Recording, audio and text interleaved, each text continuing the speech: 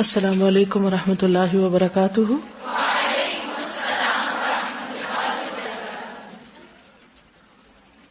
نحمده ونصلی علی رسوله الکریم، اما بعد فاعوذ باللہ من الشیطان الرجیم، بسم اللہ الرحمن الرحیم، رب اشرح لی صدری ویسر لی امری واحلل عقدۃ من لسانی یفقہوا قولی۔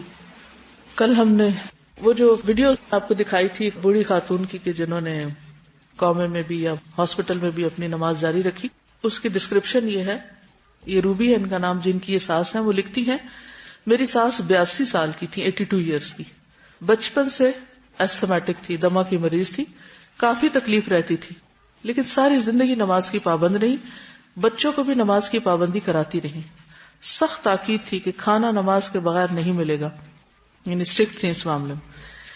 میرے سسر کا انتقال 22 سال پہلے بائی پاس سرجری کے دوران ہوا۔ اس ناگہانی حادثے پر بھی جب میت گھر آ چکی تھی تو تھوڑی دیر بعد خود بھی نماز پڑھی، بچوں کو بھی پڑھوائی، یعنی غم کی حالت میں بھی نماز نہیں بھولی، بلکہ اس وقت تو زیادہ ہی پڑھنی چاہیے۔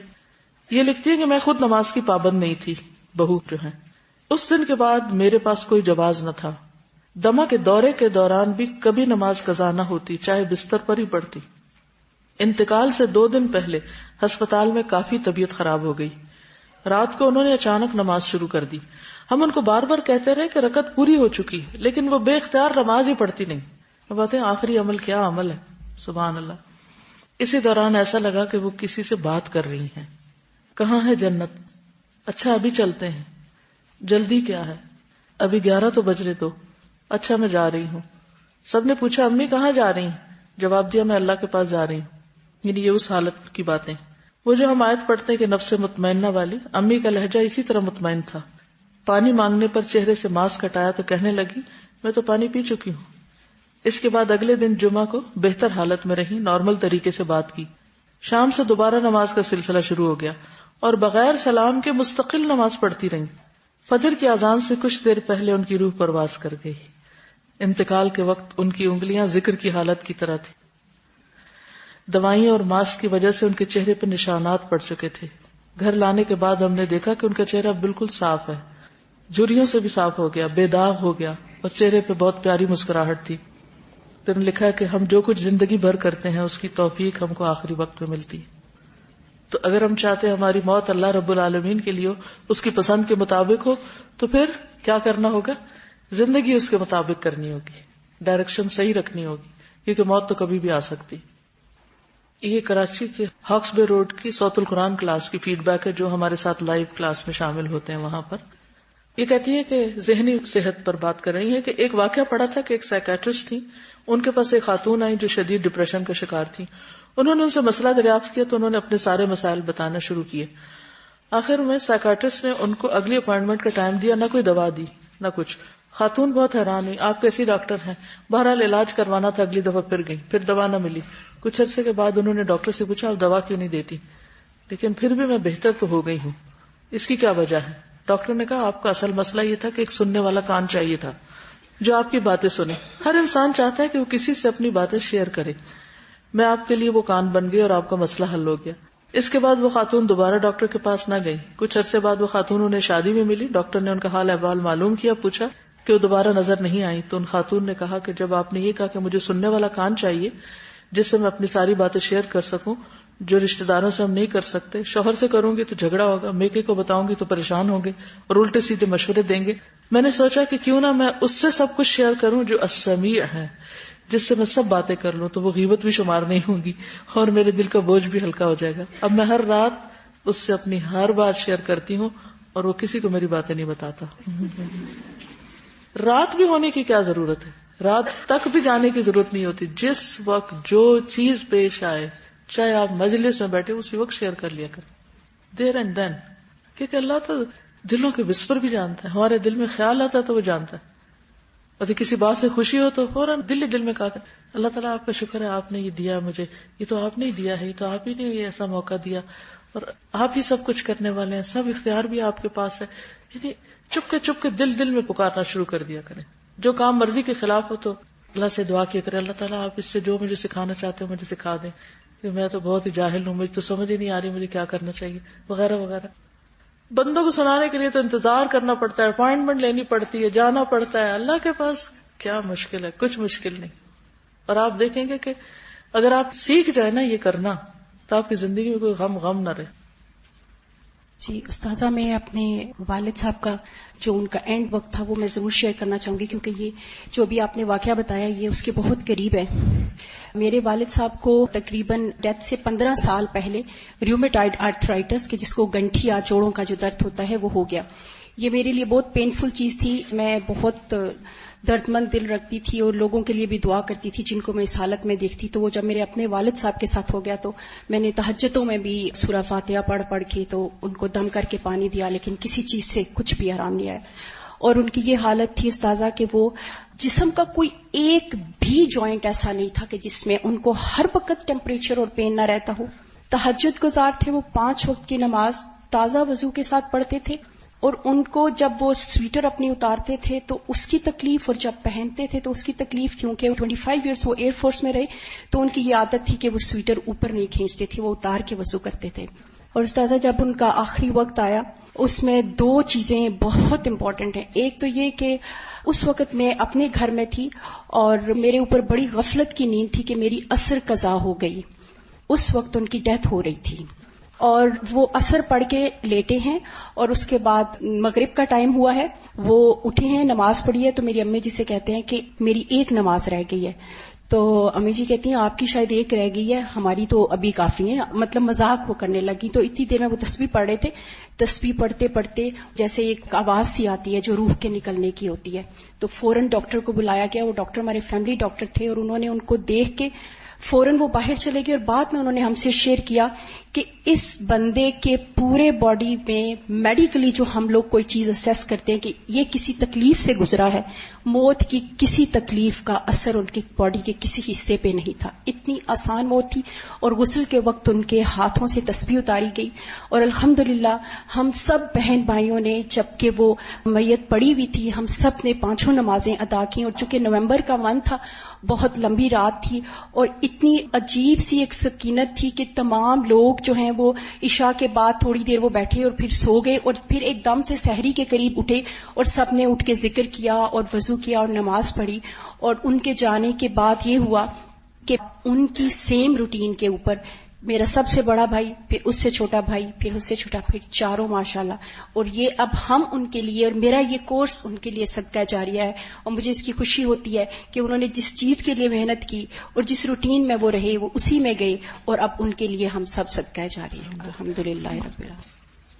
یہ سعادتیں اسی کو ملتی ہیں جو اپنی زندگی میں کچھ کرتا ہے، محنت کرتا ہے، تکلیف اٹھاتا ہے، مشقت کرتا ہے. تو اللہ تعالیٰ اس کی زندگی کو بھی، اس کی موت کو بھی، اور اس کے موت کے بعد اس کی اولاد کو بھی اور اس کے آس پاس کے لوگوں کو بھی اس کے لیے صدقہ جاریہ بنا دیتا ہے.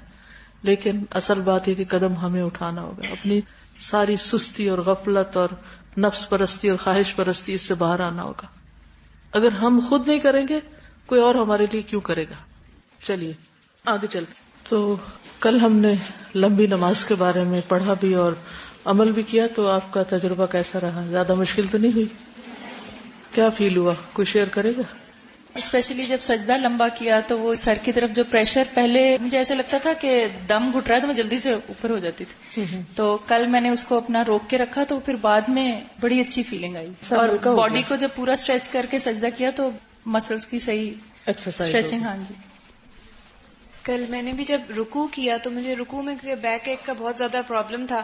تو وہ جب کچھ دیر اسی طرح سے اس پوزیشن میں رہے ہیں تو وہ مسلز کے اندر ایسی اچھی ٹیوننگ ہو گئی کہ وہ پرابلم بھی کافی حد تک جو ہے نا وہ بہتر اس میں محسوس. تھوڑی دیر کے لیے تکلیف ہوتی ہے لیکن اس کے بعد آپ انجوائے بھی کرنے لگتے ہیں. پرابلم ہے کہ سویلنگ ہو جاتی ہے بہت، بیٹھنا جو یہاں پر ہوتا ہے. تو لیکن میں نے جب یہ لمبا سجدہ کیا تو مجھے فیل ہوا کہ وہ بیک خود پیچھے پش ہو رہا ہوتا ہے نا اسٹمک آپ کا، تو اس سے مجھے کافی ریلیف ملا پین کو. تو مجھے وہ ایکسرسائز جو سجدہ کرنے والی بہت اچھی لگی. اور میں نے اس نیت سے بھی لمبا سجدہ کیا کہ مطلب میری ڈیسیژن پاور مجھ میں آ جائے، حکمت آ جائے جو جتنی دیر میں. انشاءاللہ گھر جا کے بھی تجربہ کیا. اگر آپ کے لیے سنت نفل ساری نماز میں مشکل ہو تو ایٹ لیسٹ فرض کے لیے آپ اپنے اوپر لازم کر لیں. خشوع خضوع میں بہت ڈراسٹک چینج آتا ہے. یعنی کہ آپ جلدی میں کرتے تو آپ فوکس نہیں ہو پاتے، لیکن جب آپ تھوڑی دیر رہتے ہیں اور تھوڑے آپ کی باڈی بھی تھوڑی انکمفرٹیبل ہوتی ہے تو پھر دھیان اسی طرف ہوتا ہے. جب ہم اس طرح کی نماز پڑھتے ہیں کہ ہماری باڈی بہت کمفرٹ میں ہوتی ہے تو ہم پھر کہیں اور سوچ رہے ہوتے ہیں، کسی اور چیز کے بارے میں زیادہ دھیان چلا جاتا ہے. اور اسی وجہ سے آنکھیں بند کر کے نماز پڑھنا منع ہے، کیونکہ اس میں پھر انسان کام پہ توجہ نہیں رکھتا بلکہ ریلیکس کرنے لگتا ہے بہت. تو نماز ایک ایفرٹ ہے، ایک مشقت ہے، ایک مجاہدہ ہے، اور اس کے بعد پھر آپ کو ایک ریلیکسیشن ملتی. جی کافی عرصے سے میں یہ پریکٹس کرنے کی کوشش کرتی کہ میری نماز تھوڑی سی آرام سے میں اس کو پڑھوں، کیونکہ میں نے فیل کیا تھا کہ جب میں جلدی سجدہ کرتی تھی پھر اٹھتی تھی تو میری باڈی میں کرامپس پڑتے تھے. اور جب کل میں نے یہ چیز پریکٹس کی تو مجھے یہ فیل ہوا کہ اگر میں سجدے میں جا رہی ہوں تو میری ساری باڈی جو ہے وہ ایک اسٹیٹ میں ہے اور بہت اچھی پوزیشن میں ہے، تو مجھے بہت اچھی فیلنگز آ رہی تھیں، تو کوئی پین کا کچھ ایسا احساس نہیں ہوا مجھے. ٹک کے جس طرح کہتے ہیں نا نماز پڑھنی، تو اس میں صرف یہی ہے کہ 3 کی بجائے 5، 7، 11 تک آپ تسبیحات لے جائیں تو آرام سے آپ کا وقت گزر جائے گا. ایک اور چیز یہ بھی یاد رکھیے کہ سارے سجدوں اور رکوع کا جو فاصلہ ہے وہ ایک جیسا ہی تقریباً ہو. 2 سجدوں میں پہلا نسبتاً لمبا ہوتا ہے، دوسرا تھوڑا سا کم ہو سکتا ہے، لیکن یہ نہ ہو کہ آپ رکوع تو جلدی سے کر لیں اور سجدے میں جا کے لیٹ جائیں یا وائس ورسا. تو اس چیز کا بھی خیال رکھنا، یعنی بیلنس قائم کرنا ہے سارے جو ارکان ہیں ان میں.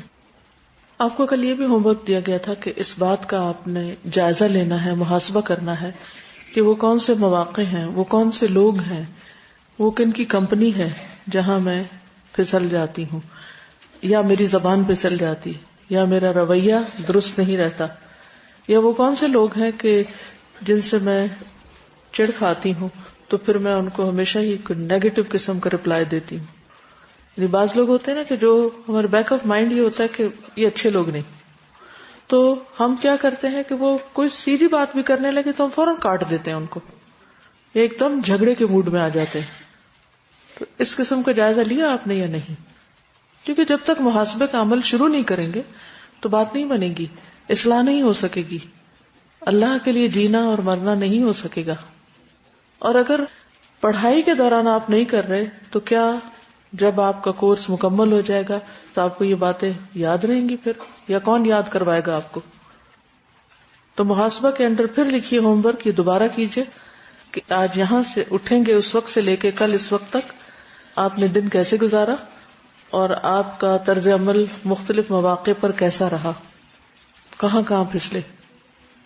اس پھسلن کو عام طور پر روزہ کنٹرول کرتا ہے، معلوم ہے نا آپ کو، کیونکہ روزہ میں انسان کیا سوچتا ہے کہ مجھے یہ بات نہیں کرنی کیونکہ میں روزے سے ہوں. تو کل ہم نے روزے کے بارے میں پڑھا کہ کس طرح وہ ہماری صحت پر اثر انداز ہوتا ہے.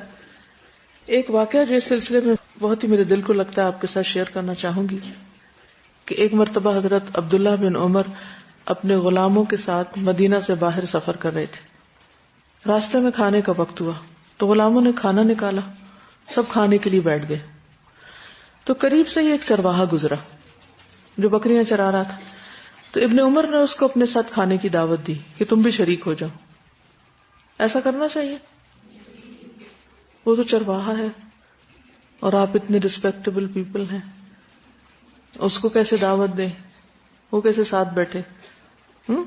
کبھی آپ مری کے سفر پہ گئے ہوں گے، پکنک منانے کہیں بھی بیٹھ گئے ہوں گے، یا کوئی پاس سے کوئی دیہاتی گزرے ہوں گے، تو کیا سوچتے ہیں ہم اس وقت میں؟ اجنبی لوگوں کو ہم عام طور پہ کھانے کی دعوت نہیں دیتے. کھانے پہ کس کو بلاتے ہیں؟ جان پہچان والے، یا جب کسی سے کوئی تعلق بڑھانا ہو یا کوئی کام ہو. لیکن اسلام کی روح یہ نہیں ہے. کھانے کا وقت ہو، کوئی بھی آس پاس ہو، اس کو آپ مدعو کریں کہ آپ بھی آ جائیں. اس کا دل ہو تو ٹھیک، نہ ہو تو کوئی بات نہیں، لیکن اخلاق کا تقاضا کیا ہے کہ آپ اس کو بھی کچھ نہ کچھ آفر کر دیں. تو اس نے کہا میں روزے سے ہوں. تو ابن عمر اتنے حیران ہوئے کہ اس جنگل میں، اس شدید گرمی میں جانوروں کو چراتے ہوئے تم روزے سے ہو؟ تو اس نے جواب دیا کہ میں اپنے الایام الخالیہ میں کل کے دن کی تیاری کر رہا ہوں، یعنی آخرت کی تیاری کر رہا ہوں، اس لیے روزے سے ہوں. جیسا کہ اللہ تعالیٰ نے فرمایا کلوا واشربوا ہنیئا بما اسلفتم فی الایام الخالیہ، آج تم اس جنت میں مزے سے کھاؤ پیو ان اعمال کی وجہ سے جو تم نے گزرے ہوئے دنوں میں کیے، جو دنیا میں کیے. تو آج میں اس لیے روزہ رکھ رہا ہوں تاکہ کل مزے سے کھا سکوں، کل افطار کر سکوں. کیونکہ انسان دنیا میں اگر اپنی بھوک پیاس کو، اپنی خواہشات کو کنٹرول کرے گا تو ہی اسے کل فائدہ پہنچے گا. تو ابن عمر نے یہ بات سن کے اس کا مزید امتحان لینا چاہا. کہا کہ میں تم سے ایک بکری خریدنا چاہتا ہوں، یہ جو بکریاں تم چرا رہے ہو ایک مجھے دے دو، اس کی قیمت بتاؤ اور اس کی رقم ہم سے لے لو، ہم بکری ذبح کر کے کچھ گوشت تمہیں روزہ افطار کرنے کے لیے بھی دے دیں گے. اس پر چرواہے نے کہا یہ بکری میری نہیں ہے، یعنی میں اپنی مرضی سے اس کو نہیں بیچ سکتا، میں تو صرف چرانے کے لیے ہوں، یہ میرے مالک کی ہے، میں غلام ہوں اور بکریاں چراتا ہوں. ابن عمر نے جواب دیا تمہارے مالک کو کیسے معلوم ہوگا کہ تم نے ہمیں بکری فروخت کی؟ تم مالک سے کہہ دینا بھیڑیا کھا گیا. اس پر چرواہے نے آسمان کی طرف اشارہ کیا اور کہا فَأَيْنَ اللَّهُ، تو پھر اللہ کہاں ہے؟ یعنی مالک کو تو دھوکہ دے سکتا ہوں تو اللہ تو دیکھ رہا ہے جب میں یہ سب کچھ کر رہا ہوں. یہ سن کر ابن عمر حیرت اور خوشی کے ملے جلے جذبات کے ساتھ دہراتے جا رہے تھے کہ ایک چرواہا کہتا ہے فَأَيْنَ اللَّهُ فَأَيْنَ اللَّهُ. ابن عمر مدینہ واپس آئے، اس چرواہے کے مالک سے ملے، بکریاں اور غلام اس سے خرید کر چرواہے کو آزاد کیا اور وہ بکریاں اسے تحفے میں دے دی. یعنی دنیا میں ہی اس کے اس نیک عمل، اس آنےسٹی کا، اس امانت کے خیال رکھنے کا اس کو یوں اجر ملا. تو ایک تو یہ کہ وہ دور تھا کہ جس میں چرواہے بھی اللہ سے ڈرتے تھے، جو عام طور پر ان پڑھ شمار ہوتے ہیں. لیکن آج ہمارا حال کیا ہے؟ سارے کمفرٹ کے باوجود ہم روزہ نہیں رکھ سکتے. اور اسی طرح اگر ہمارے پاس کوئی کام ہے یا کوئی چیز امانت ہے تو اس کا خیال ہم کس طرح رکھتے؟ مثلا جو لوگ یہاں پر کام کرتے ہیں، آفیسز میں ہوتے ہیں، ان کے پاس کیا کیا چیز امانت ہے جو آپ کو پتا ہے کہ آپ کے ذاتی پیسے کی نہیں ہے. مثلا کمپیوٹرز، فونز، اسٹیشنری آئٹمز اور انٹرنیٹ. ٹائم، وہ ٹائم جو آپ نے 8 سے 2 بجے کا کمٹ کیا ہوا ہے کہ وہ آفس کے کام میں ہی استعمال ہوگا. ان امانتوں کے ساتھ ہم کیا کر رہے ہیں؟ کیا آفس ٹائم میں ہمیں فیس بک پہ جانا چاہیے؟ گوگل براؤزنگ کرنی چاہیے؟ پرسنل ای میلز کرنی چاہیے؟ کوئی بھی آفس سے کاغذ اٹھایا اور اس پر جو دل چاہے لکھنا چاہیے؟ آفس کا پین گھر لے جانا چاہیے؟ اپنے ذاتی کام بھی اسے لکھنے چاہیے؟ نہیں کرنا چاہیے. میں اسلامکلی نہیں سب پوچھتی، صرف اخلاقی طور پہ یا عقل آپ کی کیا کہتی کیا کرنا چاہیے؟ وہ وقت جو آپ کو آفس میں کام کے لیے دیا گیا ہے اس میں سب سے بڑا ہم و غم اور فکر کیا ہونا چاہیے کہ میری ذمہ داریاں کیا ہیں اور اس وقت کیا میں ان کو پورا کر بھی رہی ہوں یا نہیں. میرے کام کی ٹائم لائن کیا ہے، مجھے کون سا کام کب تک کمپلیٹ کر لینا چاہیے، اور اگر میں ود ان ٹائم نہیں کر سکا تو یہ میری نااہلی ہے، مجھے پھر ایکسٹرا ٹائم لگا کے اسے پورا کرنا چاہیے. اس کو اللہ کا تقویٰ کہتے ہیں. اور روزے کا اصل مقصد کیا ہے؟ کہ ہمارے اندر تقویٰ پیدا ہو. جب یہ تقویٰ پیدا ہوتا ہے تو ہی انسان کی زندگی میں بہت خیر اور بھلائی آتی اور اس کے بہت سے مسائل خود بخود حل ہوتے چلے جاتے. کیا اس چرواہے نے یہ سوچا ہوگا کہ اس ایک روزے اور اس ایک امانت والے جواب سے اس کو اتنا بڑا انعام دنیا میں ہی ملنے والا ہے؟ اس نے نہیں سوچا ہوگا. وہ تو شاید پہچانتا بھی نہ ہو کہ یہ بیٹھے کون ہے. تو جو نیک اعمال ہوتے ہیں، جب ہم یہ کہتے ہیں کہ ان صلاتی و نسکی و محیای، اور میری زندگی، تو زندگی کیا ہے؟ اوقات کا مجموعہ. میری زندگی کس کے لیے؟ للہ رب العالمین، اللہ رب العالمین کے لیے. تو یہی زندگی جو چرواہے کی زندگی تھی، یہی زندگی اللہ رب العالمین کے لیے ہوتی کہ آپ ایک جنگل میں ہیں اور گرمی بھی ہے اور بھوک بھی ہے اور پیاس بھی ہے اور دھوکہ دینے کے سارے مواقع بھی ہیں، کوئی آپ کو دیکھ نہیں رہا، آپ کوئی بھی بہانہ کر کے اپنا کام ادھر ادھر کر سکتے ہیں، اپنا وقت ضائع کر سکتے ہیں، لیکن پھر بھی نہیں کرتے. کس کے لیے نہیں کرتے؟ کیوں نہیں کرتے؟ اللہ کے لیے. اسی کو کہتے ہیں وَمَحْيَايَ وَمَمَاتِي لِلَّهِ رَبِّ العالمین. یہ وقت میرے اللہ رب العالمین کا ہے. یہی سوچ پھر انسان کی نمازوں کی کوالٹی بھی بہتر کرتی ہے کہ اس وقت مصلی پہ کھڑا ہوں، یہ وقت میرے اللہ کا ہے، یہ زندگی میرے رب کے لیے ہے. تبھی نمازوں میں کوالٹی آئے گی. کوئی بھی کام جو ہمیں کرنا، ہم جو کہ لوگوں کو دکھانے کے لیے کرتے ہیں عام طور پہ، یا پھر لوگوں سے فائدہ اٹھانے کے لیے کرتے ہیں، لوگوں سے توقعات رکھتے ہیں کہ ہمیں کوئی اپریسیشن ملے یا شکر گزاری ملے یا کچھ دنیاوی فائدہ اس سے پہنچے. لہذا جب نیت ہی درست نہیں ہوتی، ڈائریکشن ہی صحیح نہیں ہوتی، تو پھر اعمال اور ان کی کوالٹی اور پھر ان کا جو آؤٹ کم ہے وہ بھی اسی طرح ہی ہوتا ہے. آؤٹ کم کوئی نہیں ہے نا، بحیثیت قوم کے ہم پیچھے سے پیچھے چلے جا رہے ہیں، آگے نہیں بڑھ رہے. تو اس کا بھی ہمیں محاسبہ کرنا ہے. تو روزہ صحت پر کس طرح اثر انداز ہوتا ہے؟ سب سے پہلے تو ہماری ایمانی صحت پر، روحانی صحت پر، دینی صحت پر، اور پھر اس کے ساتھ ساتھ ہماری جسمانی صحت پر بھی اثر انداز ہوتا ہے. تو بہت ساری چیزیں جو آپ پڑھ رہے ہیں اس میں آپ نے دیکھا ہوگا کہ جسم اور روح ساتھ ساتھ چل رہے ہیں، کیونکہ وہ ہیں ہی ساتھ. تو ان کی کلاسیفیکیشن کرنا بہت مشکل کام ہے، ان کو الگ الگ کر کے انسان کہے، اگرچہ کرنی پڑے گی، لیکن جسمانی طور پر آپ کچھ اعمال کریں گے تو ان کا آپ کی روح پر اثر جائے گا. روحانی ترقی کے لیے کچھ کریں گے تو آپ کے جسم تک اس کے اثرات جائیں گے. تو یہ دونوں چیزیں انٹرمکس ہیں.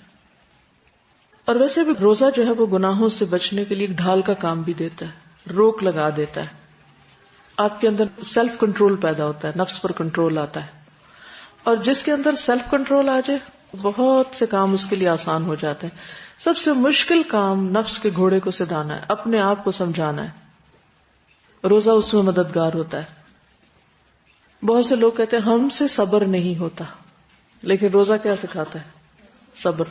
کہ نہیں ہوتا یا نہیں ہوتا، شام تک کھانا کچھ نہیں. تو اس سے پھر ایک قوت ارادی بھی پیدا ہوتی ہے کہ میں نے نیت کی تھی روزے کی، تو اب میں کھا نہیں کچھ سکتی، تو پھر وہ ایک ول پاور پیدا ہوگی. اور جس کے اندر ول پاور ہو وہ زندگی کے چیلنجز کا مقابلہ بہت آسانی سے کر سکتا ہے. ورنہ ہم کیا کرتے ہیں، ایک ارادہ باندھا، تھوڑے سے حالات غیر موافق ہوئے اس کو بدل دیا، تھوڑی سی مرضی کے خلاف چیز ہوئی پھر اپنا ڈائریکشن چینج کر دیا. تو یہ جو متلون مزاجی ہوتی ہے، گرگٹ کی طرح رنگ بدلنا، کبھی دیکھا ہے گرگٹ کو رنگ بدلتے؟ اس کے سامنے جس کلر کی آپ چیز رکھ دیں تھوڑی دیر کے بعد اس کا رنگ ویسے ہی ہو جائے گا. تو ہم لوگ بھی جس قسم کا رنگ سامنے آتا ہے، جس قسم کا شخص سامنے آتا ہے، جس قسم کا ماحول سامنے آتا ہے، ہمارا رنگ بھی ویسے ہی ہونے لگتا ہے. مومن کا تو ایک ہی رنگ ہوتا ہے، کون سا؟ صبغت اللہ. تو یہ کیوں ہوتا ہے کہ ہم ہر وقت رنگ بدل رہے ہیں؟ ایک فیس نہیں، اب تو کہتے ہیں نا ڈبل فیس نہیں ہونا چاہیے. اب تو لوگوں کے 10 چہرے ہیں، ہر جگہ ایک نیا چہرہ ہے. تو جس پہ اللہ کا رنگ ہوتا ہے اس کا ایک ہی چہرہ ہوتا ہے. اور اس کے لیے کیا چاہیے؟ ول پاور چاہیے. اور وہ کہاں اٹکی ہوئی ہے؟ آپ کے سیلف کنٹرول کے ساتھ، روزے کے ساتھ. پھر اسی طرح جب انسان بھوکا رہتا ہے تو اس کو دوسروں کی بھوک محسوس ہوتی ہے، دوسرے انسانوں کا بھی خیال آتا ہے، پھر ان کی خدمت کا جذبہ پیدا ہوتا ہے. اس سے آپ کے جو معاشرتی ریلیشن شپ ہیں وہ ہیلدی ہوتے ہیں. کئی بری عادتوں سے چھٹکارا ملتا ہے، جیسے نشے کے عادی ہوتے ہیں لوگ، یا سگریٹ وغیرہ کے، یا زبان کی پھسلن جن کی زیادہ ہوتی ہے، تو روزہ اس کو کنٹرول کر لیتا ہے. پھر اسی طرح یہ ہے کہ کچھ جسمانی بیماریاں جو ہیں وہ بھی کنٹرول میں آتی ہیں. ایک چیز جو بہت اہم ہے اور جس کو ہم میں سے اکثریت نہیں جانتی، یا شاید آپ جانتے اور میں اس سے جاہل تھی، اور شاید کہیں پہلے پڑھا بھی ہو لیکن پھر ذہن سے نکل جاتا ہے. ایک تحقیق کے مطابق، یا ایک حقیقت یہ ہے کہ بے حد معمولی خوراک، یہاں تک کہ 1 گرام کا 10واں حصہ، 1/10 گرام، ملی گرام ہوگا، اتنی چیز بھی جب ہمارے منہ سے معدے میں چلی جاتی ہے تو پورا ڈائجسٹو سسٹم کام کرنا شروع کر دیتا ہے، وہ ریسٹ نہیں کر پاتا. یعنی وہ کام کر رہا ہے، اور اس میں خاص طور پر لیور مصروف عمل ہو جاتا ہے، اس کو کئی فنکشنز ادا کرنے ہوتے ہیں، اور وہ تھک جاتا ہے کام کر کے، حتیٰ کہ وہ بیمار ہو جاتا ہے. اور جب وہ بیمار ہوتا ہے تو بہت سی بیماریاں انسان کے اوپر اثر انداز ہو جاتی ہیں. اس چیز کو صرف اور صرف روزہ کنٹرول کر سکتا ہے. اگر آپ روزے سے نہیں تو کیا ہوگا؟ آپ خود نہیں بھی تھوڑی تھوڑی دیر میں کھانے کے عادی، تو کوئی آپ کو کہے گا اچھا یہ کھا لو، اچھا کوئی نہیں ایک چٹکی لے لو. اب آپ نے اس کا دل رکھنے کے لیے چٹکی اٹھا لی اور چٹکی منہ میں لے لی. اب کیا ہوگا؟ کہنے کو تو آپ کہیں گے میں نے کچھ نہیں کھایا اور میں نے تھوڑی سی چیز کھائی، چٹکی کھائی، لیکن پورے ڈائجسٹو سسٹم پر آپ نے کتنا بڑا ظلم کر دیا اس چٹکی کو کھا کے. ہم نے کبھی سوچا؟ نہیں سوچا نا. کم از کم مجھے تو نہیں پتا تھا، یا پتا تھا تو میں بھول چکی تھی بالکل. بعض اوقات معلومات ہوتی ہیں لیکن ہر چیز پرانی ہو جاتی ہے اور ہر چیز کے اوپر پھر اور پردے چڑھ جاتے ہیں، بھول جاتا ہے انسان. اس کو آپ کیسے کنٹرول کر سکتے کہ آپ شعوری لا شعوری کسی بھی پریشر کے بغیر آپ اپنے ڈائجسٹو سسٹم کو آرام دیں؟ صرف ایک ہی صورت ہے اور وہ کیا ہے؟ روزہ. جی کل گھر جا کے میں نے تھوڑا اس کو ریسرچ کیا تھا، میڈیکل بینیفٹس آف فاسٹنگ نا. تو اس میں یہ جو بھی آپ نے بات کی اس میں یہ تھا کہ جب ڈائجسٹو سسٹم کام کر رہا ہوتا ہے تو باڈی کا میجر پارٹ آف بلڈ جو ہے اس طرف ڈائیورٹ ہو جاتا ہے. جب ہمارا ڈائجسٹو سسٹم کام نہیں کر رہا ہوتا فاسٹنگ کے دوران، وہ ریسٹ پہ ہوتا ہے، تو وہ بلڈ جو ہے جو ادھر کام کر رہا ہوتا ہے باقی باڈی میں اسپریڈ ہو جاتا ہے اور اس وجہ سے امیون سسٹم جو ہے وہ زیادہ اسٹرانگ ہوتا ہے. اور دا سیکنڈ تھنگ کہ obviously ہم لوگ اپنے باڈی کے فیٹس کو برن کر رہے ہوتے ہیں جب فاسٹنگ کر رہے ہوتے ہیں نا، تو اس سے یہ ہوتا ہے کہ باڈی فیٹس بھی ریموو ہوتے ہیں. جو ڈائٹ کانشیس لوگ ہوتے ہیں ان کا ویٹ تھوڑا لوز بھی ہوتا ہے. یہ کہ ہمارے باڈی میں ٹاکسنز یا کیمیکلز جو ریزیڈول ہوتے ہیں ہماری باڈی میں ڈفرینٹ کھانے کی چیزوں سے کسی بھی طریقے سے چلے جاتے ہیں، وہ باڈی میں رہ جاتے ہیں کیونکہ لیور اس کام میں مصروف ہوتا ہے، ڈیٹاکسیفیکیشن کا کام پراپرلی نہیں ہو رہا ہوتا. جب لیور اس کام سے فارغ ہوتا ہے تو ڈیٹاکسیفیکیشن بہت اچھی طریقے سے ہوتی ہے اور باڈی سے وہ ریزیڈول کیمیکلز یا ٹاکسنز بھی بہت آرام سے نکل جاتے ہیں. اور اس سے یہ ہوتا ہے سائیکولوجیکل افیکٹ کہ obviously برین کو جب پیور بلڈ پہنچے گا، نیورونز ریلیکس ہوں گے تو پھر آپ زیادہ فوکسڈ ہو جاتے ہیں اور زیادہ شارپ آپ کا مائنڈ ہو جاتا ہے. جو فاسٹنگ جن سبجیکٹ سے کروائی تھی وہ یہی رپورٹ کرتے تھے کہ ہم زیادہ فوکسڈ فیل کر رہے ہیں اور زیادہ شارپ مینٹلی فیل کر رہے ہیں، اور یہی ہوتا ہے کہ برین جو ہے وہ زیادہ اچھا فنکشن کر رہا ہوتا ہے. اور اسی آرٹیکل میں جو ہے وہ ایک کوٹیشن نیچے دی ہوئی تھی کہ ہیومن میمل کی جو لائف سٹائل ہے یا لائف سپین کو بڑھانے کا بیسٹ طریقہ یہ ہے نا کہ انڈر نیوٹریشن اوائڈنگ میل نیوٹریشن، مینس کم کھائیں لیکن اپنے آپ کو بالکل ڈپرائیو نہ کر لیں کسی بھی نیوٹرینٹ سے. تھوڑا انڈر نیوٹریشن رکھیں، میٹابولزم بھی اسٹرانگ ہوگا، سب کچھ ہوگا تو لائف سپین جو ہے وہ آٹومیٹکلی بڑھ جائے گی. اور نفس پر روزہ کتنا بھاری ہوتا ہے، لیکن ایک دفعہ آپ رکھ لیں نا تو صبر بھی آ جاتا ہے. صرف وہ جو ایک ول پار چاہیے نا آپ کو کہ رکھنا ہے، کرنا ہے، اور پھر اس کے لیے کوئی اسکیڈول بنا لیں یا کوئی الارم لگا لیں یا الرٹ لگا لیں یا ریمائنڈر دے دیں یا کسی کو کہہ دیں کہ مجھے یاد کرا دینا، جیسے ایام 20 کے ہیں یا سوموار کا یا جمعرات کا، کیونکہ بعض اوقات ہمیں بھول ہی جاتا ہے. تو اس کا نتیجہ کیا ہوگا کہ پھر آپ کی ایسی ہیبٹ بن جائے گی کہ آپ کو مشکل بھی نہیں لگے گا. تو اس سبجیکٹ میں ہمارا اصل فوکس کیا ہے کہ جو چیزیں ہمارے دنیا اور آخرت کے فائدے کی ہیں وہ ہماری ہیبٹ بن جائیں تاکہ ہمارے لیے وہ آسان ہو جائے، مشکل نہ رہے.